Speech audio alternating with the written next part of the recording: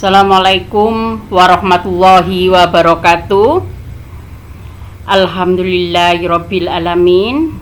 Puji syukur kehadirat Allah Subhanahu wa taala.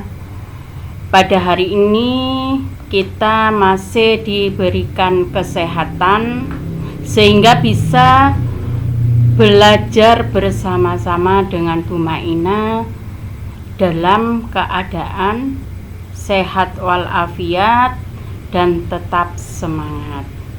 Anak-anak, karena kalian sudah kelas 9 ya, untuk proses pembelajaran hanya sampai di bulan Maret ya. Untuk itu kalian tetap semangat mengikuti pelajaran, bukan hanya di pelajarannya Bu Maina saja, tetapi juga di pelajaran Bapak Ibu guru yang lainnya. Anak-anak, pada hari ini harapan Bu Maina, kalian semua tetap semangat meskipun kita bisa belajar dari jarak jauh.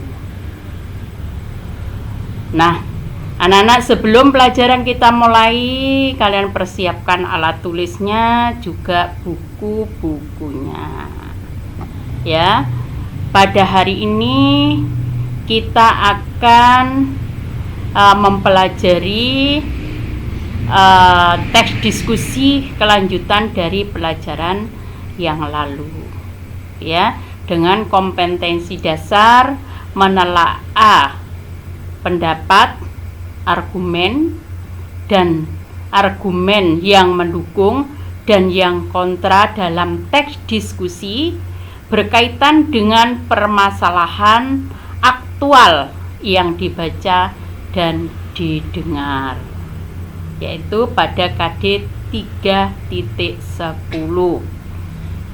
Kemudian untuk keterampilannya yaitu KD 4.10, yaitu menyajikan gagasan atau pendapat, argumen yang mendukung dan yang kontra, serta solusi atas permasalahan aktual dalam teks diskusi dengan memperhatikan struktur dan aspek kebahasaan.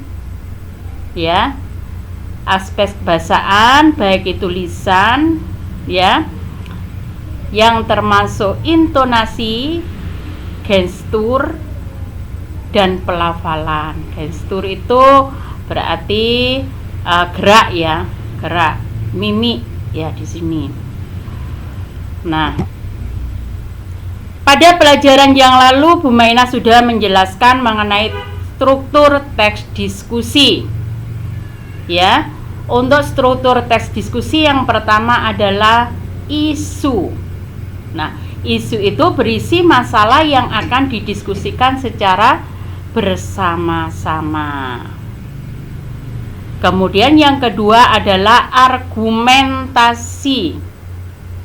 Argumentasi kemarin sudah dijelaskan juga, yaitu ada argumen yang mendukung dan argumen yang menentang. Untuk argumen yang mendukung berisi argumen atau alasan yang mendukung suatu hal disertai alasan dan bukti untuk mendukung pendapat yang disampaikan sebelumnya. Jadi, kalau dari isu tersebut kalian mendukung, maksudnya di sini kamu harus bisa memberikan alasan dan bukti yang mendukung dari pendapat kalian. Kemudian yang kedua, argumen menentang, yaitu berisi argumen atau alasan yang menentang argumen yang mendukung. Ya. Nah, pada tahap ini penulis memaparkan pendapat disertai alasan dan bukti dari sudut pandang kontra. Hampir sama tadi, kalau kalian menolak atau menentang isu tersebut, berarti kalian harus bisa memberikan alasan dan bukti yang mendukung pendapat kalian. Yang terakhir adalah kesimpulan. yaitu hasil akhir yang berisi kesimpulan dan rekomendasi tentang suatu isu yang dibahas, berisi jalan tengah antara pendapat pro dan kontra. Jadi dari isu tersebut kemudian ada argumen yang mendukung dan ada argumen yang menentang. Dari argumen yang mendukung dan yang menentang itu kalian bisa menyimpulkannya. Kemarin Bu Maina memberikan contoh SMP Muhammadiyah 5 Tulangan tidak memperkenankan siswa-siswinya untuk membawa telepon seluler atau HP pada saat proses belajar mengajar. Nah, ini argumen yang pro bagaimana, argumen yang kontra itu bagaimana. Kemudian kesimpulannya kalian sudah tahu sendiri, ya. Kalian diperkenankan membawa HP, tapi pada saat proses belajar mengajar HP-nya dititipkan di guru BK. Bila diperlukan sewaktu-waktu, kalian bisa meminjam HP tersebut dengan seizin guru kelas atau guru pada saat jam pelajaran tersebut dan guru BK. Itu anak-anak ya. Nah, di sini menelaah kebahasaan tes diskusi. Ya. Yang pertama, penggunaan konjungsi. Di pelajaran kelas 7, kelas 8 maupun di kelas 9, konjungsi atau kata sambung sudah sering kita bahas. Ya. Dalam tes diskusi ini, konjungsi yang sering muncul yaitu konjungsi yang menandai arti perlawanan. Nah, misalnya di sini ada kata namun, sedangkan, sebaliknya, bukan, melainkan, meskipun demikian, dan lain sebagainya. Yang kedua yaitu penggunaan kohesi leksikal. Yang pertama yaitu kepaduan yang melalui pemilihan kata atau istilah. Jadi kohesi leksikal itu kepaduan yang melalui pemilihan kata atau istilah. Nah, ini bisa berbentuk repetisi atau pengulangan. Dalam gaya bahasa repetisi atau majas repetisi, ini ada beberapa kata yang diulang-ulang. Itu. Jadi dalam satu kalimat ada beberapa kata. Mari kita maju anak-anak. Maju ke depan, maju bangun negara. Ini ada kata maju, maju, maju. Itulah yang disebut dengan repetisi. Bisa juga sinonim, yaitu persamaan arti kata. Salah satu contohnya format resmi, ya, dilakukan, dijalankan. Kemudian di sini ada kata antonim. Nah, maaf, di sini antonim itu bukan Y ya, mungkin di sini laptopnya yang Bu Maina kemarin kurang ngeceknya pakai Y, harusnya pakai I, yaitu kata yang berlawanan artinya. Ini ada contohnya besar, kecil, tua, muda, kaya, miskin, dan lain sebagainya.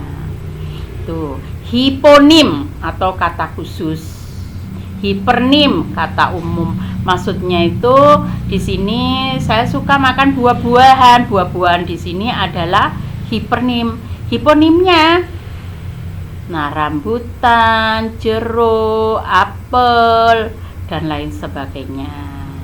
Ya, kata istilah bidang kesehatan, misalkan di sini, ya ada transfusi, injeksi, ya mungkin obat, ya, dan lain sebagainya.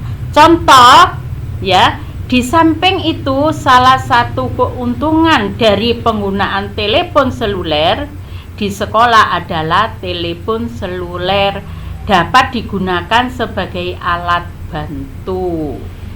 Ya, terutama telepon seluler yang dilengkapi dengan beberapa aksesoris seperti kalkulator, kamera, dan internet. Nah, ini di sini ada kata telepon seluler 1, 2, 3, yaitu telepon seluler di sekolah, telepon seluler dapat digunakan. Telepon inilah yang disebut dengan repetisi. Nah, kemudian di sini ada kata aksesoris. Ya, aksesoris. Nah, aksesoris termasuk hiponim di sini ya, termasuk hipernim, kata umumnya. Kata khususnya di sini kalkulator, kamera, dan internet ya. Di sini. Jadi aksesoris itu hiponimnya, maaf ya. Ya, termasuk kalkulator, kamera, dan internet ini ada aksesorisnya macam-macam.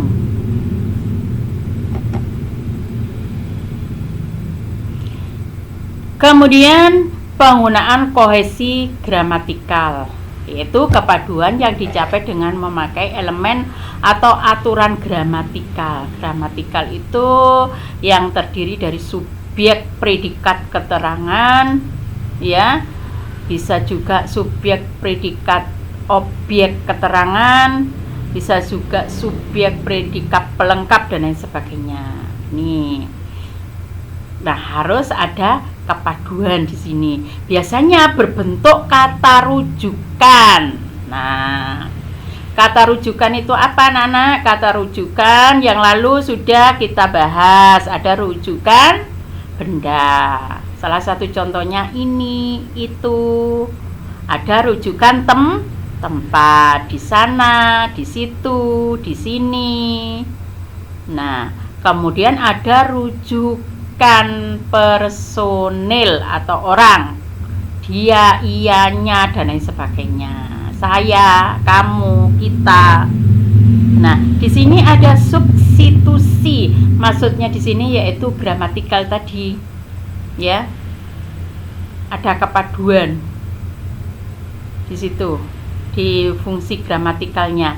Kemudian dan ada elipsis. Elipsis itu sama dengan kalimat elip, majas elip, yaitu ada sebagian kata yang telah dihilangkan. Biasanya hanya menyebutkan subjek saja, predikat saja, atau objek saja, atau keterangan saja. Salah satu contoh, kamu mau bakso di situ, terus kemudian kamu panggilnya bakso. Nah, harusnya kalian, Pak, saya mau membeli bakso. Itu gramatikalnya ya. Jadi, Pak, saya mau membeli bakso. Nah, bakso sendiri kalian tahu sendiri, di dalamnya kan ada bakso, ada mie, ada lain sebagainya. Tidak kalian sebutkan semuanya. Yang kalian sebutkan cuma hanya baksonya. Tuh, yang disebut dengan elip. Ya. Contoh, masyarakat yang setuju bahwa siswa boleh membawa telepon seluler ke sekolah karena hal itu dapat memudahkan orang tua untuk menghubungi orang tuanya. Nih, ya. Di sini menggunakan, coba di situ dilihat katanya ya. Nya di sininya siapa di sini? Masyarakat yang setuju bahwa siswa boleh membawa telepon seluler ke sekolah karena hal itu. Nah, hal itu siapa di situ? Berarti kan kalian tentu menunjukkan kata benda tersebut, yaitu telepon seluler. Nah, ini kata rujukan. Dapat memudahkan orang tua untuk dapat menghubungi orang tuanya. Nya siapa di sini? Nah, ya. Jadi di situ nya di sini sama, itu termasuk kata rujukan. Kemudian penggunaan modalitas, yaitu istilah yang memiliki makna kemungkinan, fenomena yang biasanya dinyatakan pada kalimat. Nah, di sini nih mungkin ya, kemungkinan ini mungkin, belum pasti anak-anak. Belum pasti. Bisa juga pasti. Seperti seperti istilah ini, kata seperti, wajib, akan, dapat, mungkin. Nah, ini contoh, meskipun hanya mode getar, guru akan kehilangan kesempatan mengajar. Hal itu akan merugikan seluruh kelas. Di situ kedua kalimatnya menggunakan kata akan. Di samping itu, siswa dapat menggunakan telepon seluler untuk kegiatan melawan hukum seperti transaksi narkoba, pencurian, dan sejenisnya. Ya. Salah satu contoh, kalau tidak hujan, pasti aku datang ke rumahmu.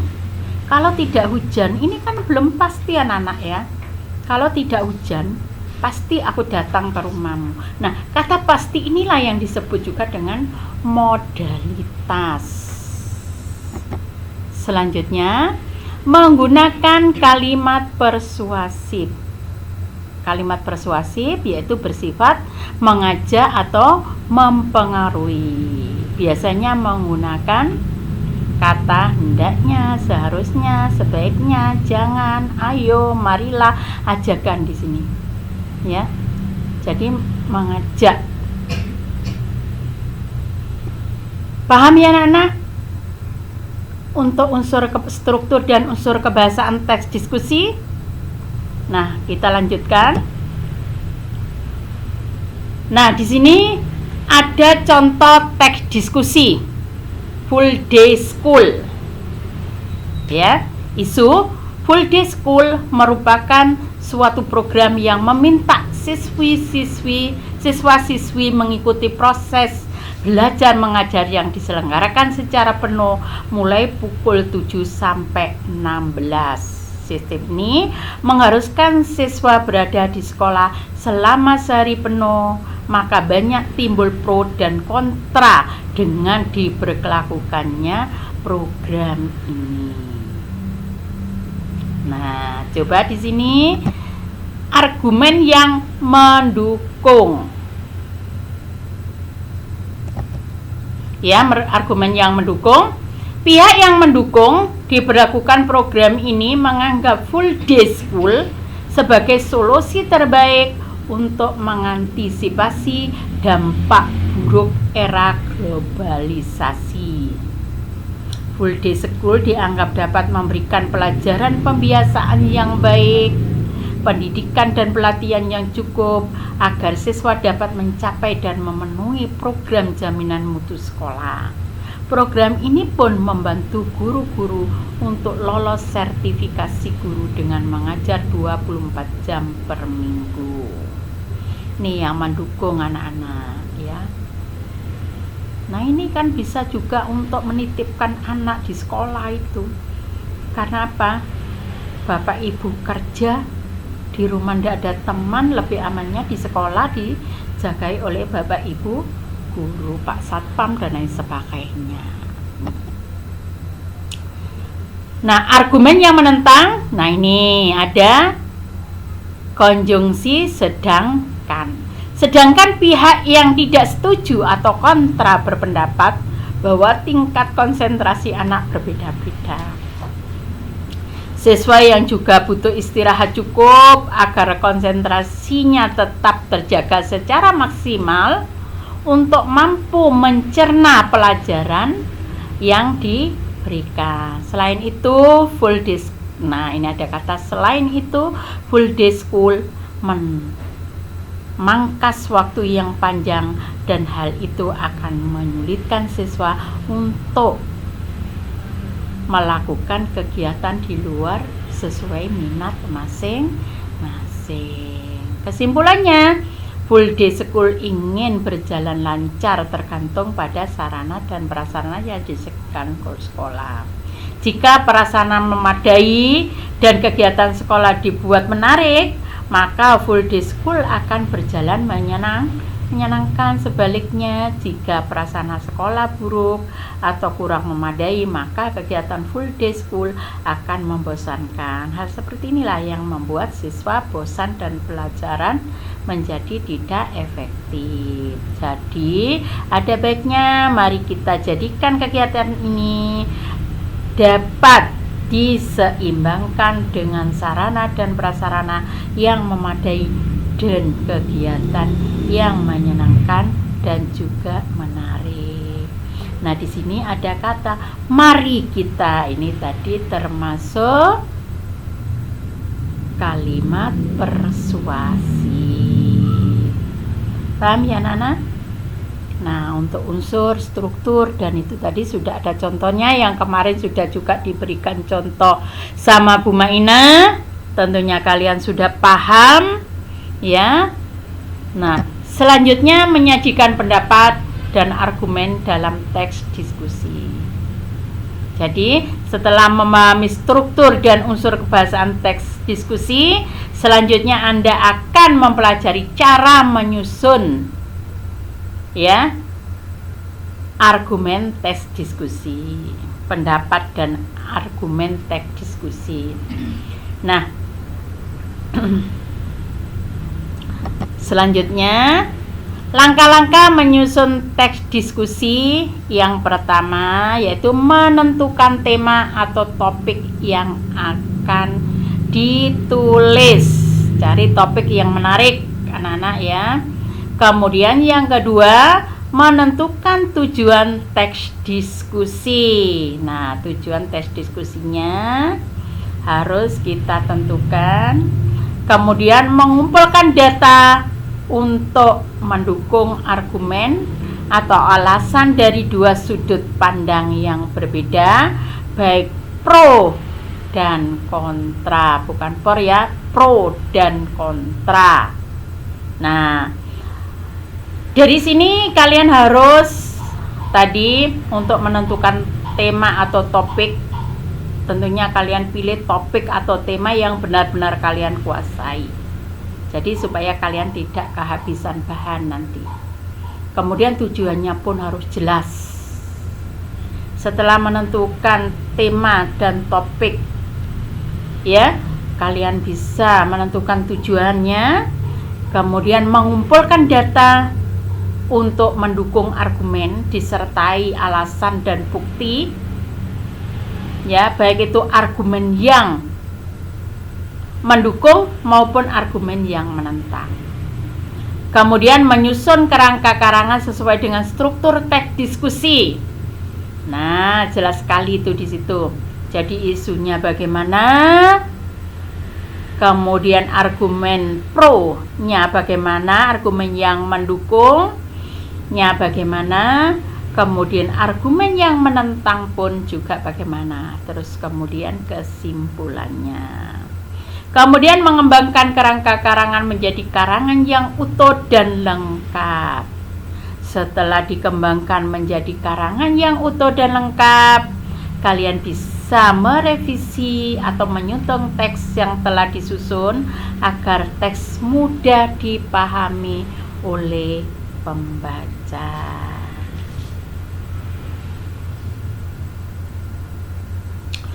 Teks diskusi ini nanti bertujuan untuk menyatakan pendapat atau meyakinkan pembaca atau pendengar ya, agar setuju dengan sudut pandang tertentu. Oleh karena itu, pendahuluan teks diskusi harus jelas.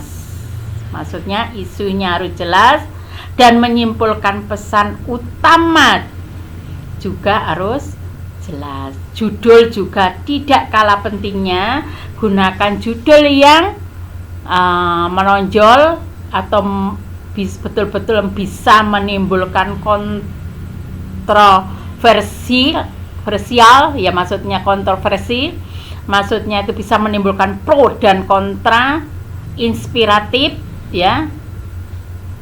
Nah, kemudian bisa melibatkan emosi pembaca ya, agar mereka berminat untuk membaca teks yang kamu buat.